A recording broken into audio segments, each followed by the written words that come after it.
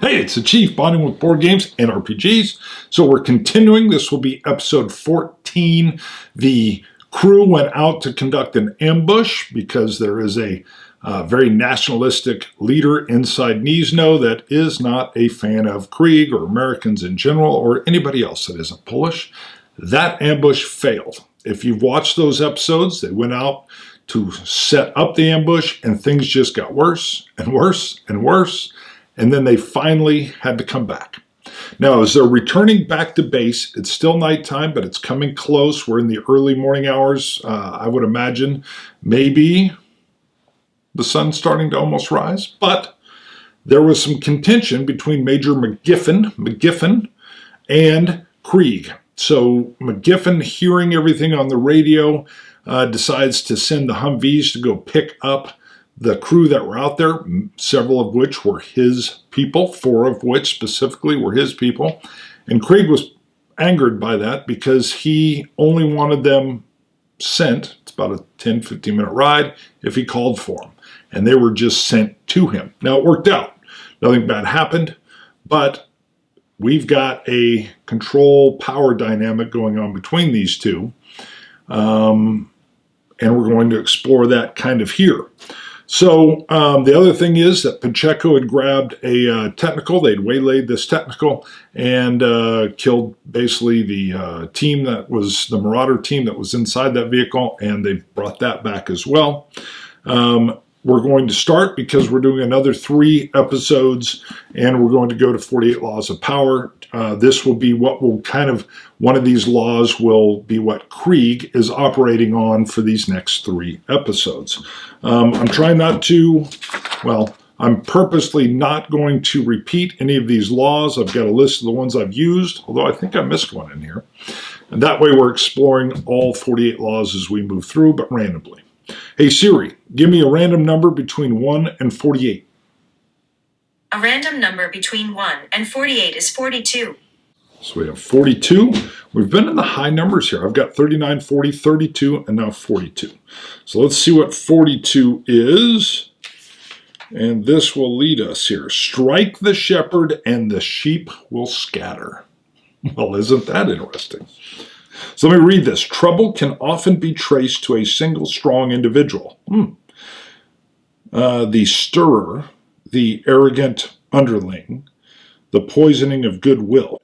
If you allow such people room to operate, others will succumb to their influence. Do not wait for the troubles they cause to multiply. Do not try to negotiate with them. They are irredeemable. Neutralize their influence by isolating and banishing them. Strike at the source of the trouble, and the sheep will scatter. All right, well, at least for this one, as they return, we know there was tension between Major McGiffin and Krieg when he sent them out. Obviously, he would be the shepherd, but he controls 100 U.S. troops that are on base and gear and 205 howitzers. So I don't think he can just roll up and shoot him. I think that would be instant death for at least Canaan. I would imagine. Let's get these dice out just in case. Of course, I don't run this thing, just like I don't run that law. So I do not know exactly how Krieg is going to neutralize the Major. I think that's who he has to neutralize based on this rule. And I guess we'll figure that out as we go. All right, so it's early in the morning. I'm thinking we're moving into 5 in the morning. Dawn hasn't started to arrive yet, but here comes the column of the 6 Humvees and the technical, which is driven by Pacheco, and they're calling that they're inbound and they're nearing the front gates of the hospital. And again, the howitzers there, the troops are there, and as they roll in, they come in and they park kind of near the loading, unloading area for these vehicles. By the way, I've drawn up a little map on a little hex grid. So I wanted to see this picture. I've had the photos, but I wanted to see this picture. So let me throw that in now so you can kind of see how I see this base. and I'll probably play with that a little bit more. But I wanted to know kind of how the base feels and how things move around. So I picture them rolling up to this main area, kind of where the chow hall is. It's also where the armory, sub-armory are located, and they're unloading, and the major's waiting. Of course, we've got that tension between Krieg and the major because he sent this column of 6, his people, his Humvees even, to go pick them up. I still think that's the right move. Krieg doesn't care if it's the right move or not. It was going to be on his order. He's the man in the field. He's calling the shots. He's pissed off. He jumps out. He's going to take the initiative in regards to what is, in regards to this confrontation. And we're referring back to, what was it, Law 42, which is strike the shepherd, scatter the sheep. So I'm not saying that's exactly what's happening right now. It's not like he's hitting him, but he's definitely pissed. I believe this is Krieg. He jumps out. And he's going to demand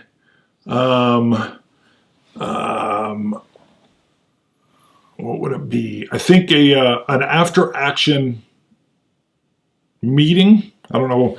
There's probably a better term for that. So both military and police, both of which I've been in, a lot of times after an engagement or a warrant or a mission or whatever, you'll pre-brief and then you post-brief. Maybe that's what it's called. It's post-brief. And he's demanding this post-brief. He's taking the initiative and saying, this is going to happen. Now, the way a post-brief is supposed to work is you kind of calmly come in. It's an intelligence gathering deal. What happened? How did it go? What happened here? What's this? But then you're honestly working with each other on, hey, this went good, this went bad. And it's really all about self-reflection, and I could have done this better, I could have hit that door better, or Sanchez hurting his wrist. Maybe there's, hey, we should have brought different tools or whatever. So they're good, but not the way Krieg's using it. I picture Krieg using it more as a bludgeon, more as a way to assert his control. And so let's see how that goes down. The first thing I think we've got to do is Krieg's got the initiative. He jumps out, sees the major. I picture maybe some lights on in this area. They're in a secure area. I think there's probably, we've got a few generators. Not like it's lit up like a baseball field, but we've got some lights, so there's no night vision on or anything. Krieg jumps out of the Humvee, exerting authority and giving a command to everybody, including the major, although the major wasn't there, but he's definitely part of the mission, by calling them out, that it's everybody in the chow hall. Let's just use the chow hall. Everybody in the chow hall now for a debrief. Now, since we're in this strike the shepherd, scatter the sheep, and the major sent these guys out, and there's conflict, I want to do an opposed roll between Krieg and the major. They're clearly the two heads here. The major has the empathy skill as A, same with Krieg. Krieg's been improving, and I've done, in between the last session, he upgraded his command to an A, whereas command for the major is a C. Now, I think that's interesting because the major was left behind. He's a Signal Corps officer. We've developed his character a little bit more. Go look at the interlude with character creation ×4. But we're going to do a roll-off. Krieg can even push his roll if he wants. He could suffer stress on that. I've got the wrong dice. So let's do Krieg first, and we're going to see who wins his command. We'll do it as like an opposed persuasion roll, which would be an argument. This isn't like a command difficulty here. So we're going to do Krieg first. Got two 12-sided die. AA. We'll see how Krieg's roll goes. We've got a 9, which is 1 success and a 2. So Krieg only rolled 1 success on this. All right, we've got a 12 and an 8-sided die for the major. This is interesting. He could easily roll 2 or even 3 dice, and then or 3 hits, which would be successes. So let's see what they are. We have 1, a 6, and a 3. Interesting. So they're this means they're tying. So how would this play out? I think the way this plays out is the Major is immediately up in Krieg's face, and they're yelling at each other because this is clearly not resolved. Now, the Major is much more physically intimidating. Bald head, description is brutish. Under strength, he is a B and Krieg is a D. So physically imposing, even his close combat is a C, and Krieg has no close combat. So the Major is extremely, is more physically intimidating. Now, Krieg is armed. He's got his grease gun in his hand, but let's be realistic. If he just smoked the Major right here, I think he would be killed by, there's 100 U.S. troops here under the command of the Major. And Krieg's got himself, Sanchez, Pacheco, I think another couple unnamed operators for Pim Jim and some clerks, and the Marauders. So I don't think this is something where he can just kill him.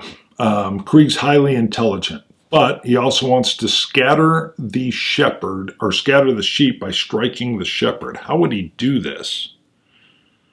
Okay, he's going to use his intelligence here. He says, we pre-briefed that the only time these Humvees would roll out would be by my order in the field. I'm in the field. You don't send them when I'm in the field. I'm not even active duty military, but I know how this works. What are you doing? Now, this is a key point. That's true. That is extremely true on that nature. And I want to know I don't know how the Major would respond to that. That's a true statement. He broke his own protocol, basically. They pre-briefed. If you've agreed to it, and you really should let the guy in the field decide. I can see why the Major would send them anyway, but boy, could that have caused a problem. I don't know how to resolve that. I want to go to the random. Let's go to the Mythic Emulator. We're going to roll for an action and a subject and see if this gives us some direction. Wrong dice, wrong dice. I've got to get my percentiles. We've got 58. Let me jot this down. So we've got 58 is, betray. What the heck would that mean? So we got betray, and 57 is tactics. Betray tactics. All right, well, that's easy for me. That is that the Major actually agrees. Betray tactics, that he realizes he betrayed what the tactical thing is.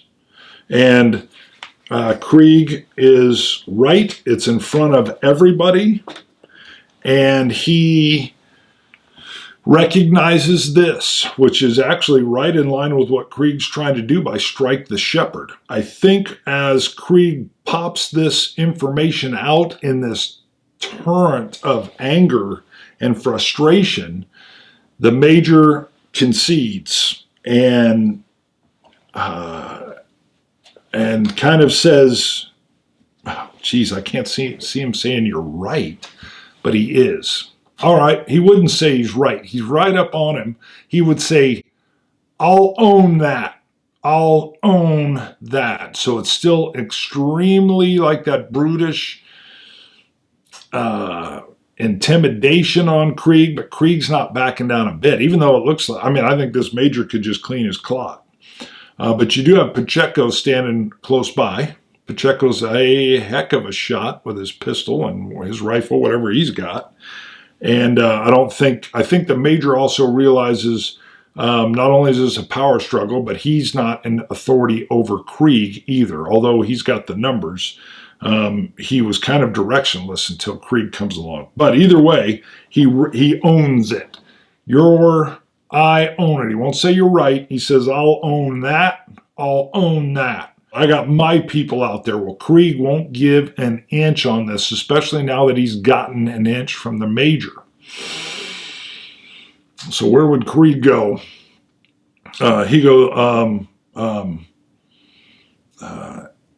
oh, shoot, what would he do? He's not going to be too petty. He's got to be from the command side of this thing. The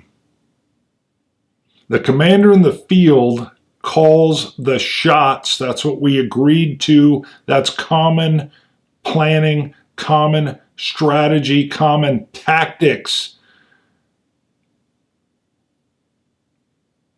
And I think Krieg would he would curse it this time. He would be like, that could have been a shit show out there. I've got a technical rolling around. I got Pacheco in that. I go, they get lit up by your Humvees coming in, and we got a friendly fire. Your guys start rolling around and get into more stuff. We don't even have an exit plan. And I think he's going to push for the command again. Yes. So I like this back and forth in his face, and I think that is the time that Krieg commands again into the Chow Hall for a debrief. And I want to see how this goes again. I still think he won that little engagement, a tie, but he definitely, based on that, the betray tactics, he upped that. And so I'll even do a -1 to the major when he goes to roll. Krieg could push, which maybe he should have done last time, but we'll roll for him first. He's got his 2 12-sided die, and wow, we've got a 9, so just 1 success and a 1, so he cannot push that 1. And if we could re-roll, I don't know, do we even re-roll the hits? I don't think so. I think we're stuck with that 1 coming in. But we'll come back to, we've got a 12-sided die, so we know we've got 1 success. We're bringing the major down under his command down to a 6-sided die, but this could go either way with that 12 in there. So he could still push this on the spot. Let's see how this command goes. Let me get that out of the way. We've got a 6 hit and a 10 with 2. That's 3 successes over Krieg's 1. Now, Krieg, I guess, well, the issue is if he has a 6 or he had a 9 and a 1, he couldn't push the 1 anyway because that's the stress. The most he could ever get to is the 2. So I don't think even knowing that he could push, which means the major's going to win this command issue easily. I think I know exactly how that would be. So the major doesn't maybe have command over Krieg, but he's sure got command over his troops in these Humvees. 6 Humvees, 6 guys sitting on 50 cows. And I would imagine with that order, he shifts his order not to Krieg, he shifts it to his men. Yeah. And what's he put? I think he takes 4 big steps back, which is kind of surprising Krieg a little bit, and then he bellows out in his brutish style. What were these guys? Gunners, I guess. I think he would say 50 cal gunners, new target. And there's a lot of pointing in the military with your whole arm. It's like a knife blade, and there's a lot of, when I was in the drills or even your officers do a lot of this full pointing. So I think he takes 4 steps back, 50 gunners.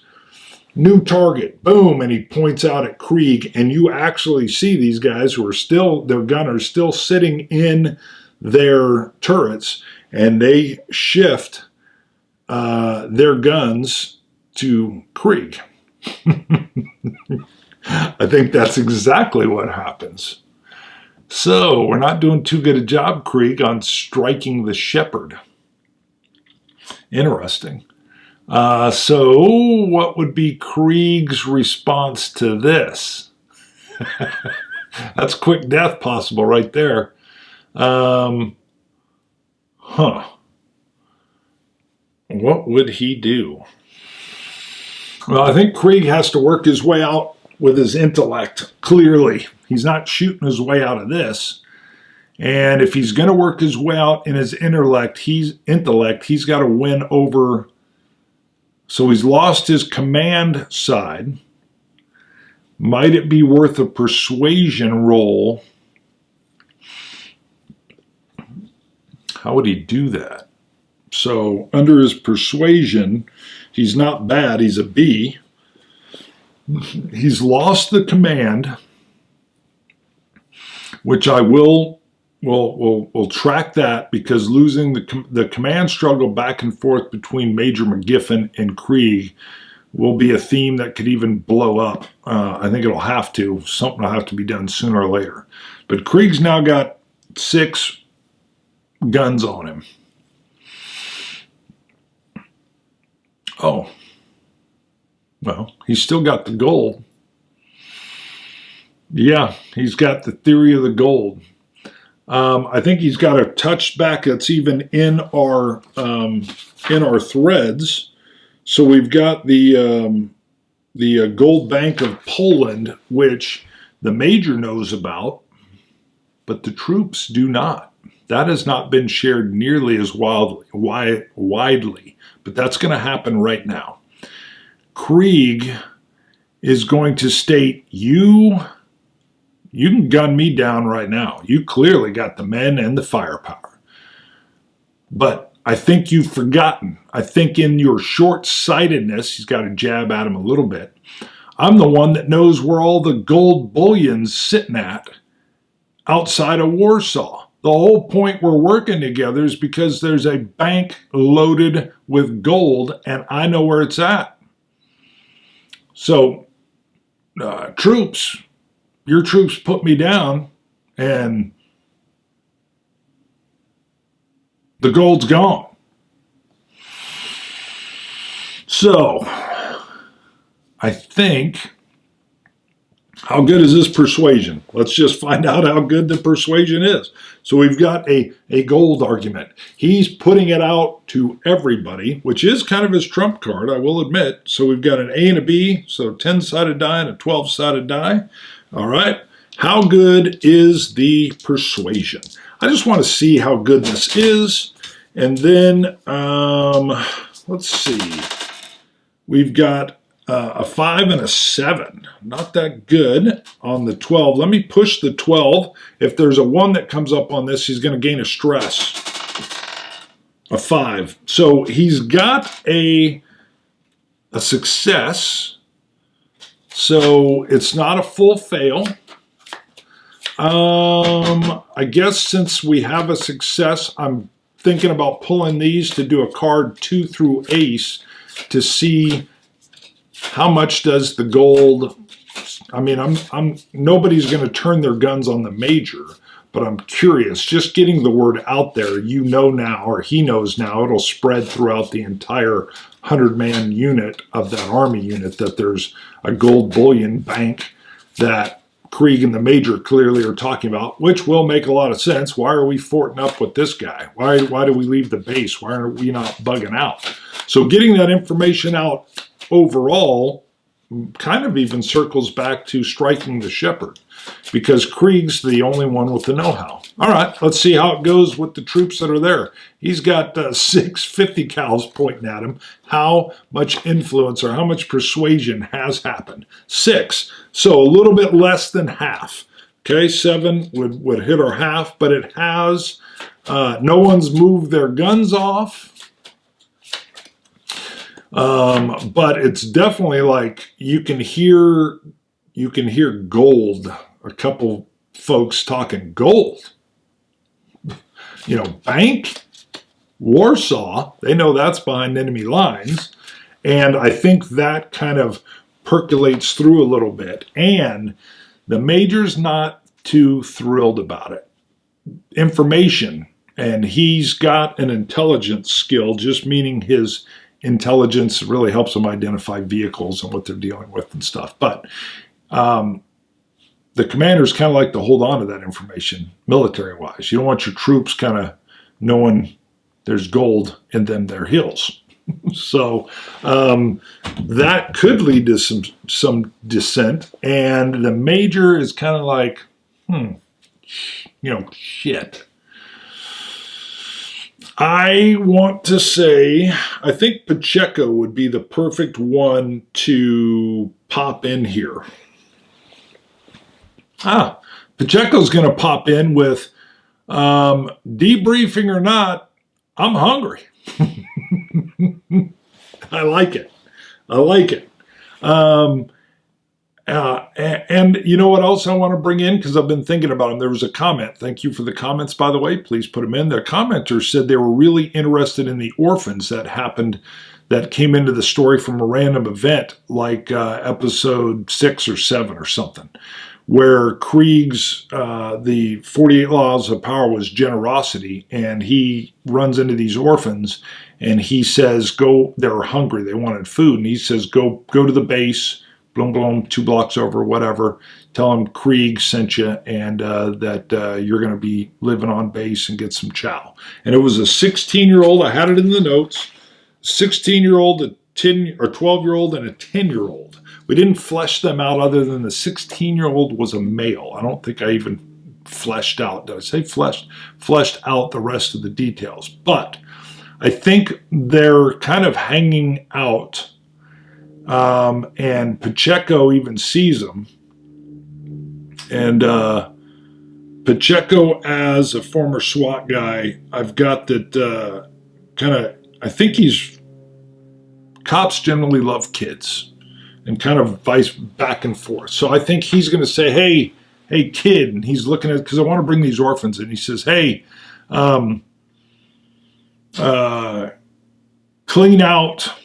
Got to give him a job. Clean out the technical, spick and span, and I'll make it worth your while. So he gives him a job, and the kid, which we'll figure out, or the kids are like, whoa, and immediately they're moving towards the technical. I think Pacheco probably. Well, no, I was going to say he was going to tell him, hey, make it safe or something, but it was the Marauder was in there, and the 249 Clifford, I think, was the other gunner in there. So he gives the kids an order, perfect, starts to walk towards the chow hall, said he's hungry. After a combat situation at a night op, everybody's hungry. The kids start to move towards the technical. And Pacheco just walks off like he owns a joint. He's going to get something to eat. I think that puts the ball in the major's court. We got the gold mentioned. It's going to be circulating. I think he realizes gunning down Krieg probably isn't really an option anyway. But he did make his command, so I think. Let's find out. Let's see. I believe he's going to go along with that and tell his troops to get something to eat. But I want to see. We're going to go to the Mythic emulator. We'll go for action and subject and see what it tells us. He did betray tactics, so he has messed up. We've got 9, which is malice. Okay, it looks like he's going to still hold some malice maybe, because this is in relation to the major. 84, malice and status quo. Not bad. Status quo. So he's going to maintain everything the same. So he's got malice. Well, I like it. I think that fits. I wanted to make sure. I think the status quo's been established. He is still in charge, definitely, of his troops. I think he's maintained even more malice toward Krieg. But I think he tells his troops, he gives out yet a follow-up order. Hit the chow hall. Boom. And the guys are kind of like, boom. And they're off their guns. They're coming out of their vehicles. And they're moving towards the chow hall to get something to eat. All right. So let's pause this episode right there. So we've got the confrontation outside. It is now moving inside. We still have the malice and the status quo, so we're going to have that same tension inside. And I think we'll just pause this one here. We'll stop episode 14. We'll pick up episode 15 inside the chow hall. it never hurts for everybody to get a little bit of food before you go into a debrief. And I think we'll see how that debrief goes in there. Yeah. All right, don't forget, thumb, like, subscribe. I've got Patreon. If you really like the show, you can go to Patreon, check it out. It's Bonding with Board Games on Patreon, and then you can support for as little as $1 a month if you want. Come on, $1? It's not even a cup of coffee. That's 100 pennies. But you can go check that out if you want. We'll see. So we're into this mental action now, and I want to walk through the debrief, kind of deconstruct it and see where this goes. I've done enough debriefs that I think it'll still be interesting. I want to kind of stay with the action, but we've got this underlying tension between the two. Krieg's trying to strike the shepherd, but the major clearly won the first command struggle that's going on, and I want to see how that goes further. I like that Krieg got the gold out, and it's just like gold fever. That stuff will take on a mind of its own. So I could see Krieg touching on that a little bit more, maybe. But let's pause for now. Oh, before we go, we've got to look at experience. So let's jot this down. I always got my sheet here to help out. Not always, but right now. Follow moral code despite risk. So King of Knees, no. I'm going to go with yes.